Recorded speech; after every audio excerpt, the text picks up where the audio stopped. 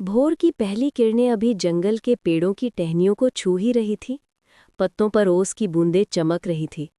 इसी शांत माहौल में झाड़ियों के पीछे से एक धीमी सरसराहट हुई और वहां से निकला शेरू, जंगल का सबसे ताकतवर बाघ। शेरू की आंखें एम्बर जैसी चमकती थीं और उसके हर कदम से जमीन कांपती थी। वो जंगल का राजा था, लेकिन आज उसकी आंखों में एक अजीब बेचैनी थी। 3 दिन से उसने कुछ खाया नहीं था।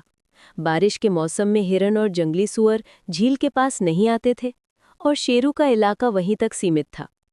भूख ने उसे बेचैन कर दिया था, मगर गर्व ने उसे अपने इलाके से बाहर जाने से रोका। जंगल के नियम थे, हर बाघ का अपना इलाका होता है।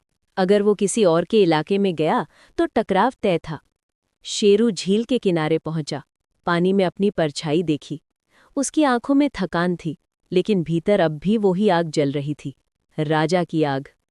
तभी हवा के साथ एक हल्की आवाज आई, पत्तों की चरमराहट, जैसे कोई जानवर पास आ रहा हो।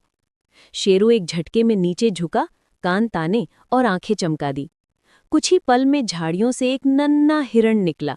उसका शरीर कांप रहा था, शायद मां से बिछड़ गया था। शेरू धीरे धीरे आगे बढ़ा, पंजों की आहट तक गायब। लेकिन जैसे ही उसने छलांग लगाई, उसकी नज़र हिरण की मासूम आंखों से मिली।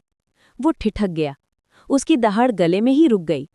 हिरण कांपते हुए भागा नहीं, बस वहीं खड़ा रहा, जैसे जानता हो कि अब भागने का कोई मतलब नहीं। शेरू ने एक लंबी सांस ली, फिर धीरे से पीछे हट गया। उसने सोचा, राजा वो नहीं जो हर किसी को डरा दे, बल्कि वो जो दया दिखाना जानता हो।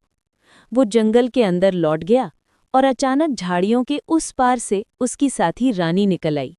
कई दिनों से लापता थी। उसके मुंह में एक ताज़ा शिकार था। शेरू ने उसकी ओर देखा, आंखों में राहत थी। दोनों ने साथ बैठकर खाना खाया और आसमान में सूरज पूरी तरह निकल आया।